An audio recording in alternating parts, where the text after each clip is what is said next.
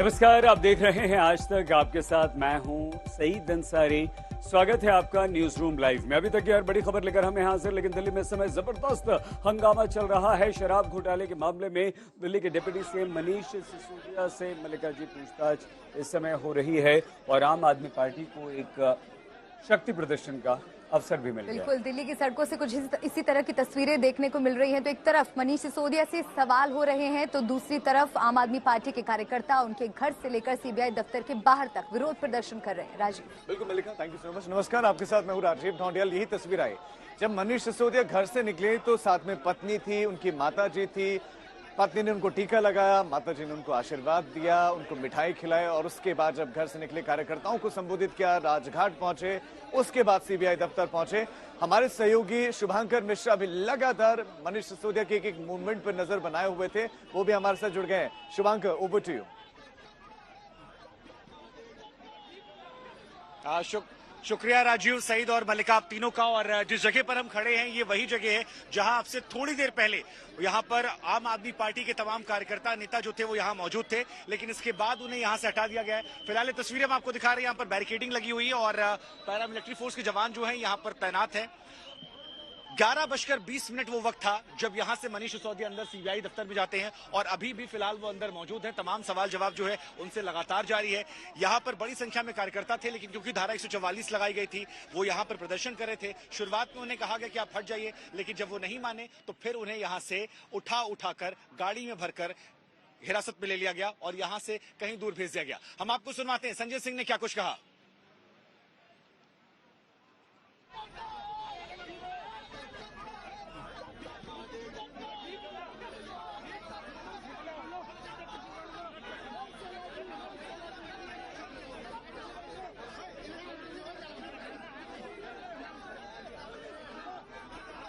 उन्हें यहां से हटा दिया जाए। केवल एकमात्र संजय सिंह यहां पर बचे हुए। देखिए, उन्हें पकड़ लिया है तमाम कार्यकर्ताओं ने, एक महिला कार्यकर्ता और एक पुरुष कार्यकर्ता। संजय सिंह यहां पर देखिए, ये तस्वीरें इस वक्त हम आपको दिखा रहे हैं। संजय सिंह को घसीटती हुई पुलिस, क्योंकि वो हटने का नाम नहीं ले रहे हैं। धारा 144 लगा दी गई है और संजय सिंह को भी अब यहां से हटाया जा रहा है। देखिए, 2 पुलिसकर्मी यहां पर हैं। संजय सिंह इस बात पर अड़े हुए हैं कि वो नहीं हटेंगे। 144 कैसे है? 144 कैसे? मैं अकेले हूँ। 144 कैसे? बताइए कैसे? 144 कैसे? नहीं, ऐसे मत करो, जबरदस्ती। संजय सिंह कह रहे हैं कि धारा 144 जो है अब वो कैसे है, मैं यहाँ पर अकेला हूँ।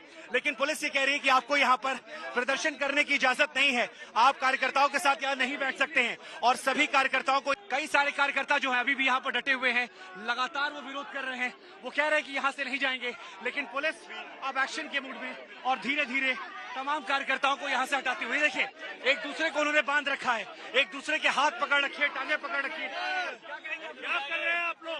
ये देखिए, संजय सिंह दादागिरी कर रहे हैं लोग, दादागिरी, तानाशाही कर रहे हैं। संजय सिंह जो है आपको, आम आदमी पार्टी के राज्यसभा सांसद संजय सिंह जो है, संजय सिंह को यहाँ से ले जाया जा रहा है। और ये देखिए, ये लाइव तस्वीर हम आपको दिखा रहे हैं। संजय सिंह, आम आदमी पार्टी के राज्यसभा सांसद, जो इस वक्त यहाँ पर एक दूसरे को बांधे हुए हैं, एक दूसरे को पकड़े हुए हैं और अब धीरे धीरे उन्हें यहाँ पर छीनकर, खोलकर ले जा रही है पुलिस। पुलिस लगातार कोशिश कर रही है इन्हें अलग करने की। और ये तस्वीर इस वक्त हम आपको एक्सक्लूसिव लाइव दिखा रहे हैं। और संजय सिंह, देखिए, ये संजय सिंह आपको नजर आ रहे हैं। कैमरा पर्सन मदन लगातार तस्वीरें दिखा रहे हैं और संजय सिंह को यहाँ पर कई पुलिस के अधिकारी जो हैं वो मिलकर खींच रहे हैं। और अब संजय सिंह को भी यहाँ पर उठा लिया गया है, संजय सिंह को भी यहाँ पर उठाया गया है। ये देखिए, आम आदमी पार्टी के राज्यसभा सांसद संजय सिंह इस वक्त आपको यहाँ पर नजर आ रहे हैं। तो ये इस वक्त लाइव तस्वीरें हम आपको दिखा रहे हैं। तमाम जो आम आदमी पार्टी कार्यकर्ता सीबीआई दफ्तर के बाहर धरना दे रहे थे, उन्हें यहां से हटा दिया गया है। धारा 144 का जिक्र किया गया है, धक्का मुक्की की नौबत आ गई है। तमाम महिला पुलिस बल जो है उन्हें भी तैनात किया गया है, एक दूसरे को पकड़कर यहाँ पर वो है। और अब धीरे धीरे एक एक कार्यकर्ताओं को यहाँ पर हटाया जा रहा है। तमाम महिला पुलिसकर्मी जो है वो भी यहाँ पर एक्टिव हैं और अब एक एक करके तमाम जो पुलिसकर्मी हैं वो यहाँ पर उन्हें हटा रहे हैं। तस्वीर हम आपको दिखा रहे हैं, ये लाइव तस्वीर इस वक्त आपकी टीवी स्क्रीन पर। संजय सिंह यहाँ पर मौजूद हैं, संजय सिंह की तस्वीर हम आपको दिखा रहे हैं। संजय सिंह यहाँ पर आपको दिख रहे हैं और जी संजय सिंह यहाँ से हटने का नाम नहीं ले रहे हैं। लगातार पुलिस की कोशिश कर रही है कि उन्हें यहाँ से हटा दिया जाए। केवल एकमात्र संजय सिंह यहाँ पर बचे हुए। देखिए उन्हें पकड़ लिया है तमाम कार्यकर्ताओं ने, एक महिला कार्यकर्ता और एक पुरुष कार्यकर्ता। संजय सिंह यहाँ पर देखिए, ये तस्वीरें इस वक्त हम आपको दिखा रहे हैं। संजय सिंह को घसीटती हुई पुलिस, क्योंकि वो हटने का नाम नहीं ले रहे हैं। धारा 144 लगा दी गई है और संजय सिंह को भी अब यहाँ से हटाया जा रहा है। देखिए 2 पुलिसकर्मी यहाँ पर हैं। संजय सिंह इस बात पर अड़े हुए हैं कि वो नहीं हटेंगे। 144 कैसे है? 144 कैसे है? मैं अकेले हूँ। 144 कैसे है? बताइए कैसे है? 144 कैसे है? नहीं ऐसे मत करो, जबरदस्ती। संजय सिंह कह रहे हैं कि धारा 144 जो है अब वो कैसे है, मैं यहाँ पर अकेला हूँ। लेकिन पुलिस ये कह रही है कि आपको यहाँ पर प्रदर्शन करने की इजाजत नहीं है, आप कार्यकर्ताओं के साथ यहाँ नहीं बैठ सकते हैं। और सभी कार्यकर्ताओं को यहाँ से हटा दिया गया है। केवल आम आदमी पार्टी के राज्यसभा सांसद संजय सिंह यहाँ पर मौजूद है और अब उन्हें भी यहाँ से हटा दिया गया है। तो ये तस्वीर आपने देखी, ये तस्वीर उस वक्त की थी जब यहाँ पर हंगामा हो रहा था। इसके बाद आम आदमी पार्टी के एक विधायक हैं दुर्गेश पाठक, जिनके साथ धक्का मुक्की या कहें कि पुलिस वालों से हाथापाई की नौबत आई थी। लेकिन अब यहाँ सन्नाटा है और ये तस्वीरें इस बात की गवाही दे रही है। यहाँ पर पैरामिलिट्री फोर्स के जवान है और पीछे मनीष सिसोदिया जो है वो अंदर है। आम आदमी पार्टी के कोई भी विधायक, कार्यकर्ता, नेता, सांसद फिलहाल यहाँ पर मौजूद नहीं है। यहाँ पर शांति है। लेकिन 11:20 से उनसे पूछताछ जो है वो लगातार जारी। कई सारे सवाल हैं जिनको लेकर है, लेकिन ये करप्शन प्लस इलेक्शन का पूरा विवाद जो है ये आपको समझाएंगे मेरे सहयोगी सईद अंसारी स्टूडियो से। शुभंकर हमारे साथी लगातार सीबीआई दफ्तर के बाहर से हमारे साथ बने हुए हैं, लेकिन अभी तक का पूरा ये हाई वोल्टेज ड्रामा हमारी इस रिपोर्ट में देखिए।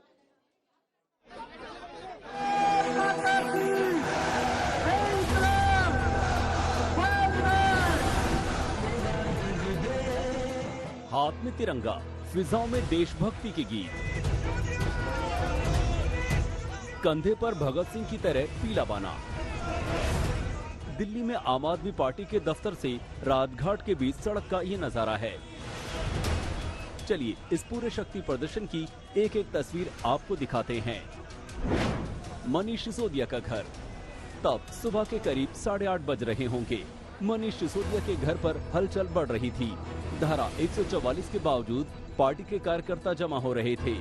थोड़ी देर में संजय सिंह समेत पार्टी के कई कद्दावर नेता वहां पहुंच गए। इसके बाद मनीष सिसोदिया की पत्नी ने उन्हें तिलक लगाया और मां ने पीला पटका पहनाकर आशीर्वाद दिया। घर से पार्टी दफ्तर। घर से निकलकर पूरे लाव लश्कर के साथ मनीष सिसोदिया पार्टी के दफ्तर पहुंचे। वहां पार्टी कार्यकर्ताओं का बड़ा हुजूम मौजूद था। ये लोग मुझे जेल में डालने की तैयारी इसीलिए कर रहे हैं क्योंकि इनको लगता है कि मैं गुजरात जाऊंगा तो लोगों के स्कूल बनने की उम्मीद और मजबूत होगी। मैं जब गुजरात गया गुजरात के लोगों ने मुझसे यही कहा कि दिल्ली की तरह हमारे भी स्कूल बनवा देना। हम इस बार आम आदमी पार्टी को सरकार बनवाएंगे, आम आदमी पार्टी को वोट देने वाले हैं। पार्टी दफ्तर से राजघाट। थोड़ी देर पार्टी दफ्तर में गुजारने के बाद मनीष सिसोदिया राजघाट के लिए निकले। पार्टी कार्यकर्ताओं ने फूल बरसाकर उनका मनोबल बढ़ाया। कार्यकर्ताओं का भारी हुजूम देख आत्मविश्वास से भरे सिसोदिया ने हुंकार लगाई, देश के लिए कुर्बानी देने को तैयार हूँ। मैं इनकी जेल में डालने से नहीं डरता, इनकी सीबीआई और ईडी से नहीं डरता।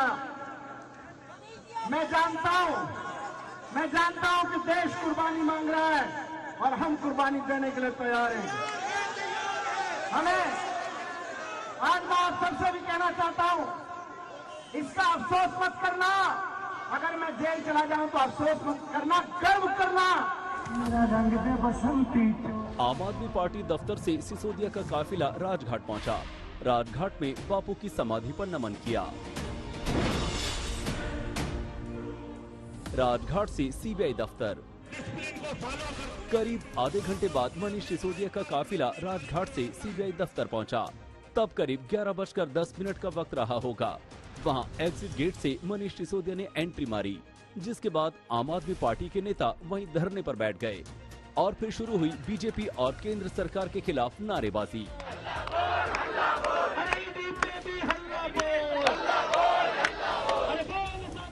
ऐश्वर्या पालीवाल, मुनीश पांडे और अमित भारद्वाज के साथ पंकज जैन। दिल्ली, आज तक।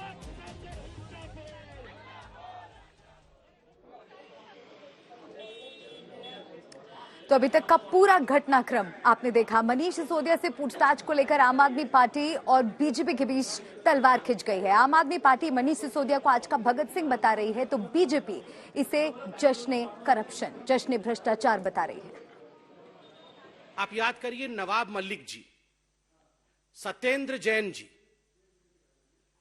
संजय राउत जी, ये सारे लोग इसी प्रकार से अपने घरों से निकले थे।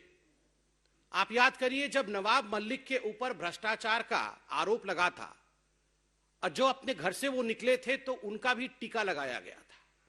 संजय राउत जी का भी इसी प्रकार से विदाई की गई थी। और तो और सत्येंद्र जैन जी को तो भारत रत्न मिलना चाहिए, इस प्रकार से अरविंद केजरीवाल जी ने उनका स्वागत किया था। मगर इनमें से कोई भी व्यक्ति जेल से बाहर नहीं आ पाया। हर व्यक्ति आज जेल में है। मैं जब गुजरात गया, गुजरात के लोगों ने मुझसे यही कहा कि दिल्ली की तरह हमारे भी स्कूल बनवा देना, हम इस बार आम आदमी पार्टी को सरकार बनवाएंगे, आम आदमी पार्टी को वोट देने वाले हैं। गुजरात में भारतीय जनता पार्टी बुरी तरह से हार रही है और आम आदमी पार्टी की सरकार बनने वाली है। इसीलिए बीजेपी घबरा गई है, इसीलिए बीजेपी डर गई है और इसीलिए झूठे केस मेरे ऊपर करवा के मुझको जेल में डालना चाहती है। आज सुबह से ही ड्रामा और आम आदमी पार्टी की नौटंकी हम सभी टेलीविजन के माध्यम से देख पा रहे हैं। आज ये अतिशयोक्ति नहीं होगी अगर ये कहा जाए कि ये जश्न भ्रष्टाचार है। This is almost celebrating corruption. पहले तो भ्रष्टाचार कीजिए, दलाली कमाइए और उसके ऊपर जब आपसे पूछा जाए सवाल, जब आपसे सवाल पूछताछ किया जाए तो आप जश्न मनाइए। जिस प्रकार से मनीष सिसोदिया आज एक खुले कार में अपने समर्थकों के साथ नारे लगाते हुए, फूल माला डाले हुए निकले हैं, ऐसा लग रहा है मानो कोई किला फतेह करके वापस आ रहा है। दिल्ली शराब घोटाले में अब तक 3 की गिरफ्तारी हो चुकी है और जो तीनों गिरफ्त में आए हैं उनसे पूछताछ और जो छापेमारी हुए हैं उनके आधार पर सूत्रों के हवाले से खबर यह है कि मनीष सिसोदिया से पूछताछ चल रही है, जिस पर सियासत चल रही है।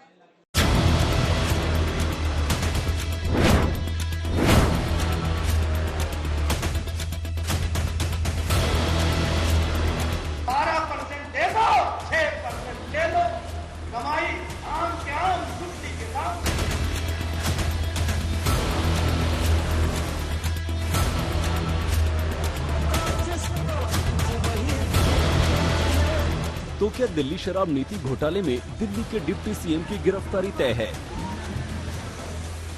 पहले सिसोदिया के घर छापेमारी हुई, अब गिरफ्तारी की तलवार लटक रही है। सीबीआई ने दिल्ली शराब घोटाले में मनीष सिसोदिया को नंबर 1 आरोपी बनाया है। अटकलें कि आज पूछताछ के बाद सिसोदिया की गिरफ्तारी हो सकती है। सूत्रों के मुताबिक शराब घोटाले में सीबीआई को कई अहम सबूत मिले हैं, कई आरोपियों के बयान हैं, कई दस्तावेज हैं। सिसोदिया से इन सब को लेकर सवाल जवाब होंगे। दिल्ली शराब घोटाले में अब तक 3 बड़ी गिरफ्तारी हो चुकी है। ईडी ने शराब कारोबारी इंडो स्पिरिट्स के मालिक समीर महिंद्रू और सीबीआई ने आम आदमी पार्टी के संचार प्रभारी विजय नायर और दक्षिण भारत के प्रमुख शराब कारोबारी अभिषेक बोइनपल्ली को गिरफ्तार किया था।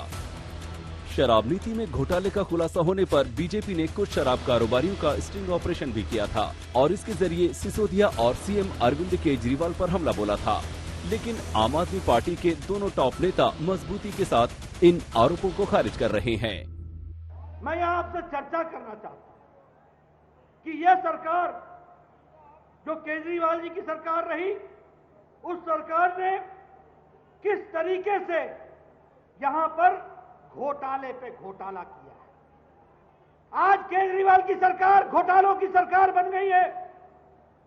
केजरीवाल, तुमने दिल्ली का किया बेहाल और तुम्हें अब जाना होगा और यहां पर भारतीय जनता पार्टी को आना होगा। इस बात की हमको तैयारी है। मैं सच के रास्ते पे चल रहा हूँ। मैंने कहीं कुछ गड़बड़ नहीं किया। इन्होंने पूरा मेरा घर छान मारा, मेरे बैंक लॉकर छान मारे, मेरे गांव में छान मारा, इन्होंने मेरे आसपास सब छान मारा। इनको मेरे भ्रष्टाचार का कोई सबूत नहीं मिला। अब ये मुझे जेल भेजने के लिए तैयारी कर रहे हैं। दिल्ली शराब नीति घोटाले में जांच की एंट्री एलजी की सिफारिश से शुरू हुई। दिल्ली के उपराज्यपाल विनय कुमार सक्सेना ने 22 जुलाई को आबकारी नीति में सीबीआई जांच की सिफारिश की थी। उपराज्यपाल ने 8 जुलाई को दिल्ली के मुख्य सचिव से मिली रिपोर्ट के आधार पर जांच का आदेश दिया था। रिपोर्ट के मुताबिक शराब नीति बनाने में दिल्ली एक्साइज एक्ट और दिल्ली एक्साइज रूल्स का उल्लंघन किया गया। शराब कारोबारियों को फायदा पहुंचाने के लिए लाइसेंस फीस माफ की गई। इससे दिल्ली के खजाने को 144 करोड़ रुपए का नुकसान हुआ। आरोप है कि शराब नीति में मनमाफिक बदलाव कर शराब कारोबारियों से मोटी कमीशन ली गई। सीबीआई जांच के आदेश के बाद दिल्ली सरकार ने नई आबकारी नीति को रद्द कर फिर से पुरानी नीति को लागू कर दिया। इनकी तैयारी है कि मुझे जेल में डाल दें। मैं इनकी जेल में डालने से नहीं डरता, इनकी सीबीआई और ईडी से नहीं डरता। मैं जानता हूं कि देश कुर्बानी मांग रहा है और हम कुर्बानी देने के लिए तैयार हैं। जैसे कि कुछ लोगों के पास पैन कार्ड होता है, आधार कार्ड होता है, वैसे केजरीवाल और कंपनी के पास विक्टिमहुड कार्ड है। आम आदमी पार्टी गोल्ड मेडलिस्ट है घोटाले में और करप्शन में। सीबीआई जांच के बाद इसके मनी लॉन्ड्रिंग के पहलुओं की जांच के लिए ईडी भी कूद गई। देश भर में कई ठिकानों पर छापेमारी हुई। विजय नायर, समीर महिंद्रू और अभिषेक बोइनपल्ली की गिरफ्तारी हो चुकी है। अब तलवार मनीष सिसोदिया पर लटकी है। अरविंद ओझा, पंकज जैन के साथ मुनीष पांडे, दिल्ली, आज तक। कांग्रेस को गांधी परिवार से अलग कोई अध्यक्ष मिलने वाले, इसके लिए वोटिंग जारी है। सोनिया गांधी, मनमोहन सिंह, प्रियंका गांधी वाड्रा, मल्लिकार्जुन खड़गे समेत कई दिग्गज वोट डालने के लिए पहुंचे।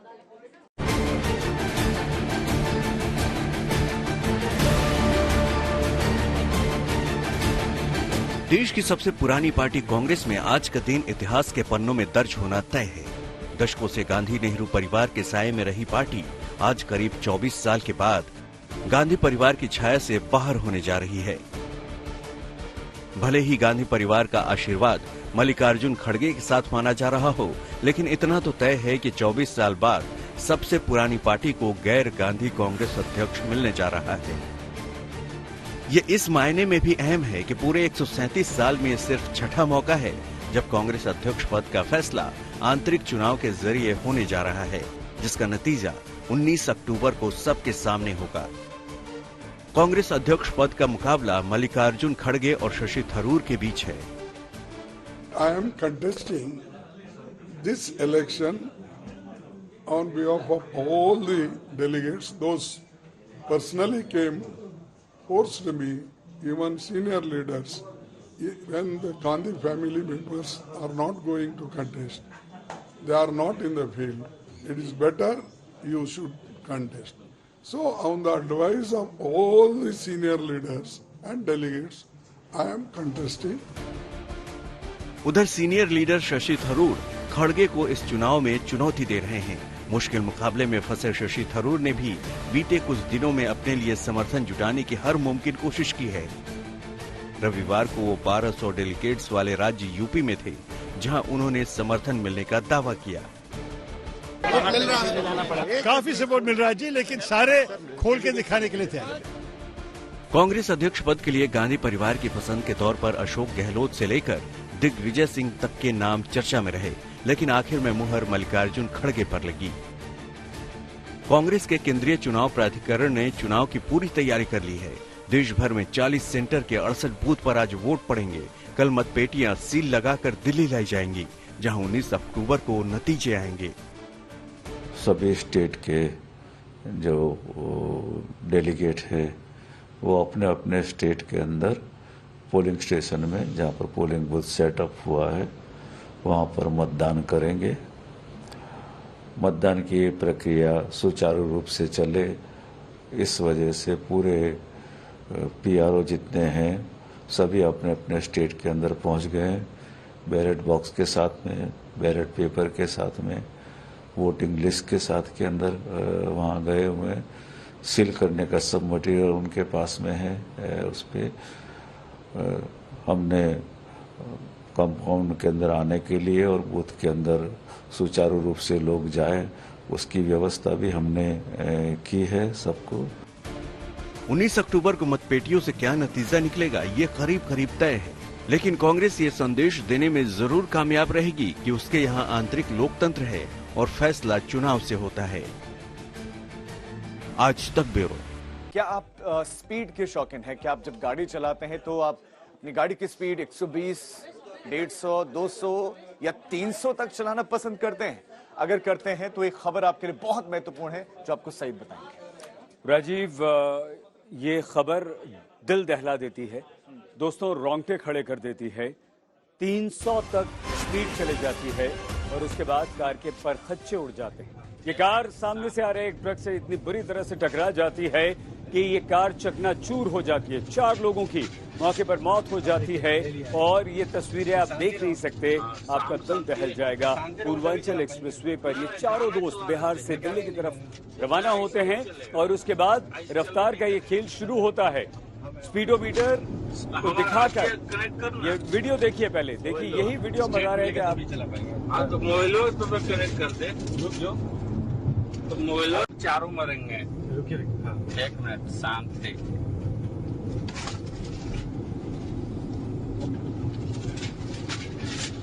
अब देखिए ले लिया है, ये शांति रहो।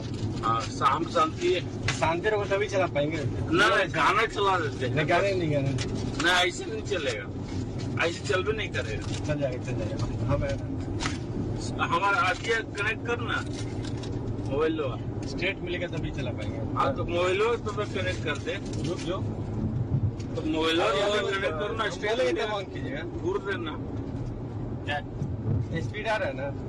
आ रहा है, अभी आ गया है। 300 आ गया, 130 थे इसके लिए भी। 200 पार करना है। स्पीड में 300 पहुंचा देगा ठिकाना पे। खाली कनेक्ट तो कर। सीट बेल्ट लगा लीजिए जी, सीट बेल्ट लगा दीजिए। अपना भी सीट बेल्ट लगा लीजिए। लंबा दिखेगा तभी खींचेगा।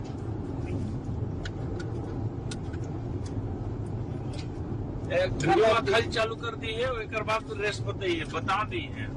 बता देंगे। ठीक है, सीधा है, सीधा है, यही से मार, यही से मार। स्पीड बनाइए, यही से मार। साउंड डीजे आप साउंड कनेक्ट कीजिए। एक टॉप का साउंड है मेरा। हाँ, मेरा हम प्ले कर दिए हैं जी। क्लोज आइए, स्पीड आ रहा है ना? हाँ, 200, 170। ये रिकॉर्ड कीजिए जी। हो रहा है, फोन नहीं को बताइए।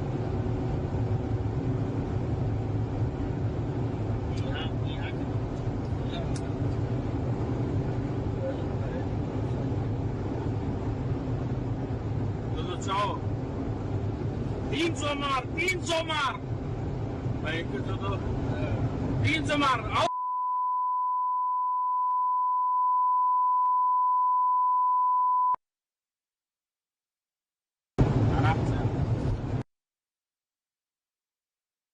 चारों मरेंगे। रुकिए। हाँ, एक मिनट शांत थे।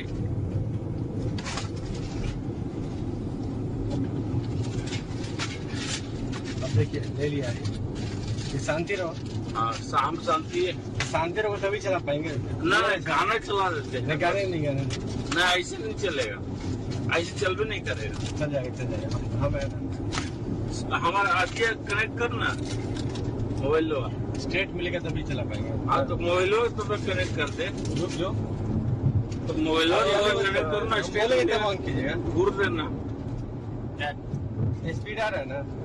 आ रहा है, अभी आ गया है। 300 आ गया, 130 थे इसके लिए भी। 200 पार करना है। स्पीड में 300 पहुंचा देगा ठिकाना पे। खाली कनेक्ट तो कर। सीट बेल्ट लगा लीजिए जी। सीट बेल्ट लगा दीजिए। अपना भी सीट बेल्ट लगा लीजिए। लंबा दिखेगा तभी खींचेगा।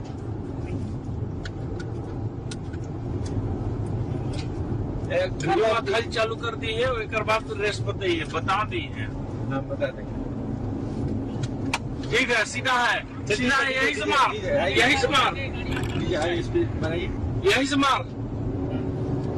साउंड दीजिए, आप साउंड कनेक्ट कीजिए। आपका साउंड है, मेरा नाम, मेरा हम प्ले कर दिए हैं। क्लोज आइए, स्पीड आ रहा था। हाँ, 200, 170। ये रिपोर्ट कीजिए। फोन नहीं को, फोन को तो बताइए।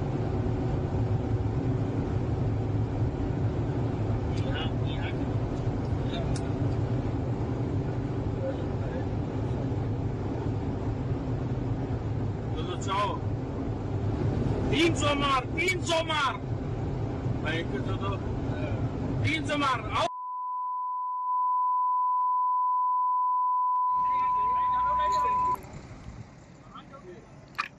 आराम से, चारों मरेंगे।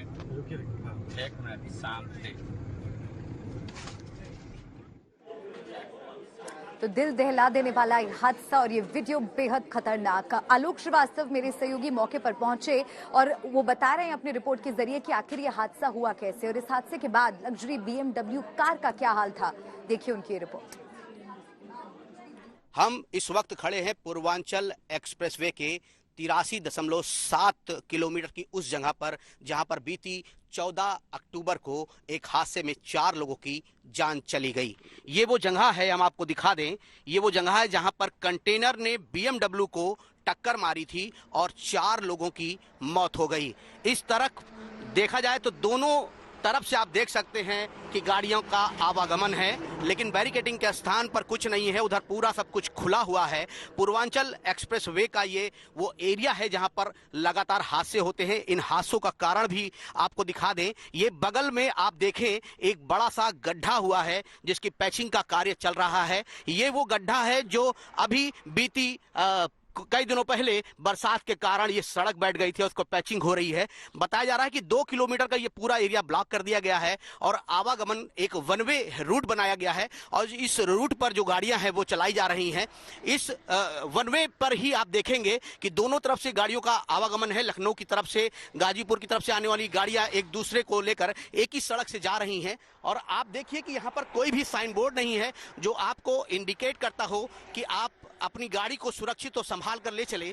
उस दौरान जब ये हादसा हुआ तो स्पीड काफी तेज थी और इस जगह पर कहीं कोई बैरिकेडिंग नहीं थी और BMW कार जब यहाँ पर आई तो BMW कार इतनी स्पीड थी कि कंटेनर उसे टकराई और सीधे ये लोग इसी डिवाइडर में टकराए और 4 लोगों की मौत हो गई। और जिसके बाद सवाल खड़ा हो गया कि पूर्वांचल एक्सप्रेसवे कितना सुरक्षित है। आपको दिखा दें ये सब पूरा एरिया पूरी तरीके से कई जगह पर पैचिंग की जा रही है। 2 किलोमीटर का एरिया है। 83 किलोमीटर से लेकर 85 किलोमीटर तक की पूरी रोड को ब्लॉक कर दिया गया है और एक तरफ से ही बना दिया गया है। दोनों तरफ से आवागमन जारी है और इसी जारी के क्रम में ही ये हादसा हुआ है। तमाम ऐसे बड़े हादसे हैं जो बैरिकेडिंग लगाने के बाद इंडिकेट नहीं किए गए थे और यूपीडा के अधिकारियों की जरा सी लापरवाही से न जाने कितनी जानें चली गई।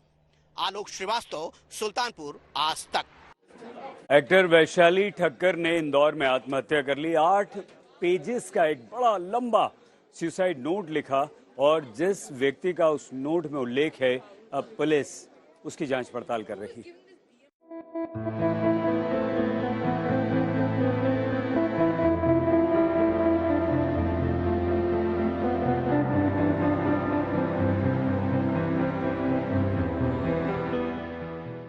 सबसे खतरनाक होता है मुर्दा शांति से भर जाना। सबसे खतरनाक होता है हमारे सपनों का मर जाना। ये चेहरा अब तस्वीर के एक फ्रेम का हिस्सा हो गया है। वो तस्वीर जो टीवी के पर्दे पर छाई और फिर देखते ही देखते हिंदुस्तान के लोगों के दिलों में राज करने लगी थी।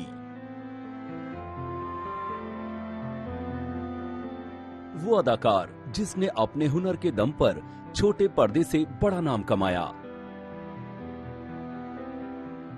ये रिश्ता क्या कहलाता है जैसे सीरियल के जरिए उसने न जाने कितनों के साथ दिल, दिमाग और हुनर का रिश्ता बनाकर उसे बाकायदा एक नाम भी दिया था।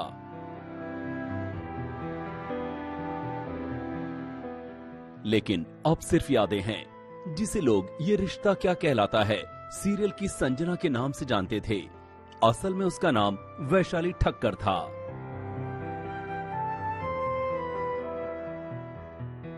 मध्य प्रदेश में छोटा मुंबई के नाम से मशहूर इंदौर की रहने वाली वैशाली ठक्कर ने बीते शनिवार को खुदकुशी कर ली। एक्ट्रेस वैशाली ठक्कर ने की खुदकुशी। इंदौर के फ्लैट में मिली पंखे से झूलती लाश। सुसाइड नोट से झलका ये रिश्ता क्या कहलाता है। सुसाइड नोट है, उसमें एक युवक का नाम लिखा है जो पूर्व परिचित है। पुलिस उसके बारे में तस्दीक कर रही है। तथ्यों को बारीकी से परीक्षण किया जाएगा। बहरहाल उसमें मर्ग जांच करके जांच चल रही है। युवक जो है पड़ोसी है और पूर्व परिचित है। इसमें इनके परिजनों से भी बात नहीं हो पाई है, चूंकि वो दुखी हैं। अभी वो बयान देने की स्थिति में नहीं है। उसके बाद जब समान स्थिति में होंगे तो उनके बयान लिया जाएगा, तथ्यों का परीक्षण किया जाएगा और उसके बाद पुलिस उसमें उचित कदम उठाएगी। जो ये जो जिस युवक का नाम सुसाइड नोट में लिया गया है सर, कहीं उसमें हैरेसमेंट का जिक्र है क्या कि हैरेस कर रहा है? वो युवक का पूर्व परिचित था, पड़ोसी था, उसका जरूर जिक्र है। बहरहाल उसमें जो तथ्य हैं और भी कई तथ्य हैं, उन तथ्यों के बारे में पुलिस प्रारंभिक परीक्षण करेगी और परीक्षण के बाद अग्रिम वैधानिक कार्रवाई करेगी। छोटे पर्दे की बड़ी अदाकार बन चुकी वैशाली ठक्कर बीते 1 साल से इंदौर में ही रह रही थी और पुलिस के मुताबिक एक्ट्रेस का सुसाइड नोट भी उन्हें मिल चुका है। अब उसमें स्पष्ट तौर पे ब्लैकमेलिंग जैसे शब्द का प्रयोग नहीं है, लेकिन मुख्य तौर पे जो तथ्य हैं उसमें युवक का जरूर जिक्र है और उससे जुड़े जो तथ्य हैं, जो अनुषांगिक तथ्य हैं, उससे जुड़े हुए जो तथ्य हैं, पुलिस उनका पहले परीक्षण करेगी और उसके बाद ही उसमें निष्कर्ष पर पहुंचना उचित होगा। सर, जो जिसका युवक का जो हमने नाम सुना वहाँ पे, मतलब नाम अभी क्योंकि पुलिस ने डिस्क्लोज नहीं किया, लेकिन उस कुछ तथ्यों में ये पता चला कि वो शादीशुदा व्यक्ति है और पड़ोस में ही रहता था। हाँ, वो व्यक्ति शादीशुदा है, वो पड़ोस में रहता है। दोनों परिवार एक दूसरे से पूर्व परिचित हैं, दोनों लोग एक दूसरे से पूर्व परिचित हैं। वैशाली ठक्कर की मौत की खबर ने हर किसी को हैरान और परेशान किया है, क्योंकि उसे एक कामयाब एक्ट्रेस का रुतबा हासिल था। वैशाली की आत्महत्या करने की खबर सामने आते ही एक्ट्रेस के तमाम फैंस और दोस्त सभी सदमे में हैं। वैशाली ने खुदकुशी क्यों की, ये सवाल हर किसी के मन को झकझोर रहा है। हर कोई जानने को बेताब है कि आखिर जिस एक्ट्रेस के सामने कामयाबी का इतना बड़ा आसमान हो, जिसे शोहरत की कोई कमी ना हो, आखिर वो इस तरह मौत को क्यों गले लगा बैठी। बस हर तरफ यही सवाल है कि आखिर क्यों वैशाली ने इस तरह से मौत को गले लगा लिया। सुसाइड नोट में जो है उन पे जो पढ़ के ये लग रहा है कि वो उनको हरास किया जा रहा था, वो परेशान थी और जिसके द्वारा उनको हरास किया जा रहा था तुरंत उन पर कार्रवाई भी की जाएगी। सर, क्या कारण आया है सर? अभी देखिए, सुसाइड जो है वो बहुत कम्प्लेक्स इशू होता है, बहुत सारे मैटर में उसके पीछे मोटिव्स रहते हैं, मगर अभी जो उसके जो सुसाइड नोट के आधार पे जो है वो परेशान की जा रही थी। एक अपने पुराने जो लवर वगैरह हैं उनसे परेशान हो रही थी, उसके वजह से इनको परेशान कर रहा था उनको, तो उस पर हम लोग कार्रवाई करें। पुलिस को हालांकि सुसाइड नोट मिला है, जिसमें उसके मौत की वो वजह भी इबारतों की शक्ल में कैद है, जिसकी वजह से उसने अपनी डायरी के पन्ने पर ये लिख दिया।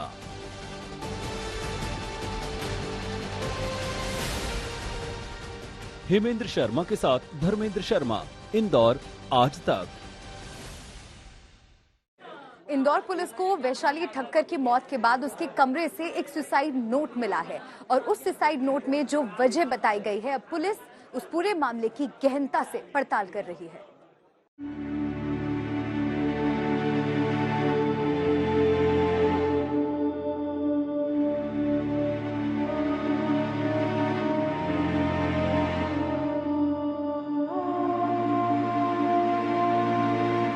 डायरी में दर्ज एक एक्ट्रेस की मौत का सच।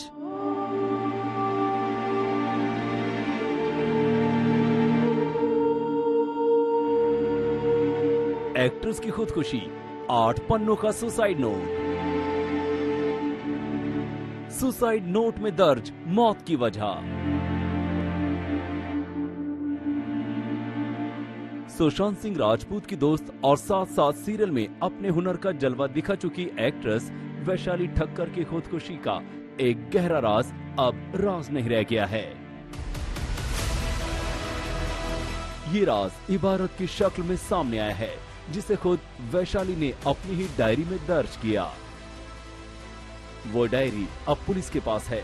वैशाली ठक्कर के 8 पेज के सुसाइड नोट में उनकी मौत का जो राज सामने आया है, उसे देखकर खुद पुलिस भी हैरान है।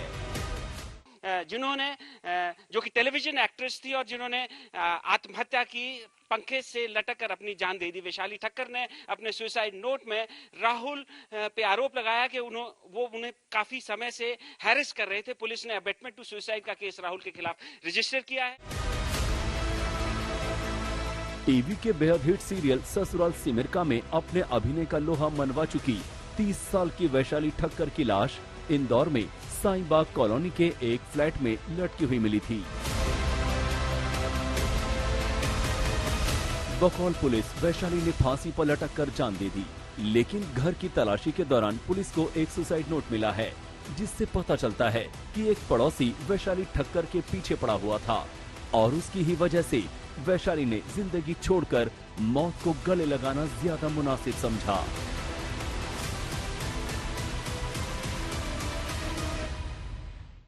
प्रारंभिक तौर पे वहाँ पे मिले हैं, वहाँ पे चीजें मिली हैं। मुख्य तौर पे सुसाइड नोट उसमें अहम कड़ी है, लेकिन अभी तथ्यों के विश्लेषण अभी नहीं हुआ है, क्योंकि अभी बहुत जल्दी है। घटना अभी कुछ ही देर पहले की है और साथ ही साथ सबसे जो महत्वपूर्ण इसमें अहम कड़ी जो परिजनों के बयान है, वो अभी नहीं हो पाएंगे, क्योंकि परिजनों के बयान जब वो सामान्य मानसिक स्थिति में होंगे तभी खुल करके सारी बातों पर चर्चा हो पाएगी।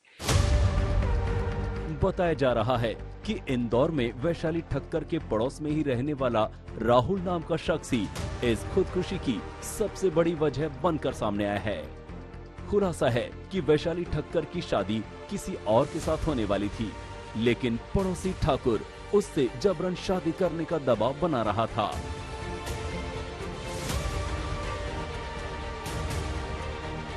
और डायरीज में जो दूसरे पन्ने हैं, उन बातों में ऐसा प्रतीत होता है कि इस तरह की मानसिक अवस्था रही होगी। कारण उसके जो भी कारण हो, उसका पुलिस अभी मर्ग जांच में आगे बढ़ेगी। बहरहाल ऐसी मानसिक स्थिति में कई जगहों पर ऐसा आभास होता है। बहरहाल पुलिस को निष्कर्ष पर पहुंचने के लिए जैसा मैंने जो चीजों का जिक्र किया, उनके जो तथ्य हैं, तथ्यों का विश्लेषण, परिजनों से बात और उनके वस्तुनिष्ठ आकलन के बाद फिर पुलिस अंतिम निष्कर्ष। आज तक HD सबसे तेज, सबसे ज्यादा।